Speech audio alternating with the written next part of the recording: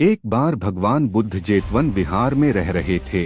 भिक्षु चक्षुपाल भगवान से मिलने के लिए आए थे। उनके आगमन के साथ उनकी दिनचर्या, व्यवहार और गुणों की चर्चा भी हुई। भिक्षु चक्षुपाल अंधे थे। एक दिन विहार के कुछ भिक्षुओं ने कुछ मरे हुए कीड़ों को चक्षुपाल की कुटी के बाहर पाया और उन्होंने चक्षुपाल की निंदा करनी शुरू कर दी कि उन्होंने इन जीवित प्राणियों की हत्या की।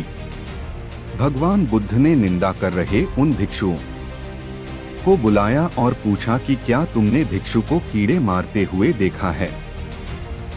उन्होंने उत्तर दिया, नहीं। इस पर भगवान बुद्ध ने उन साधकों से कहा कि जैसे तुमने उन्हें कीड़ों को मारते हुए नहीं देखा, वैसे ही चक्षुपाल ने भी उन्हें मरते हुए नहीं देखा और उन्होंने कीड़ों को जानबूझकर नहीं मारा है, इसलिए उनकी भर्त्सना करना उचित नहीं है। भिक्षुओं ने इसके बाद पूछा कि चक्षुपाल अंधे क्यों हैं? उन्होंने इस जन्म में अथवा पिछले जन्म में क्या पाप किए? भगवान बुद्ध ने चक्षुपाल के बारे में कहा कि वे पूर्व जन्म में एक चिकित्सक थे।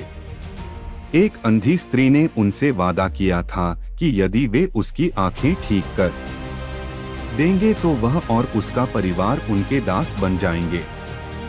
स्त्री की आंखें ठीक हो गईं, पर उसने दासी बनने के भय से यह मानने से इनकार कर दिया। चिकित्सक को तो पता था कि उस स्त्री की आंखें ठीक हो गई हैं।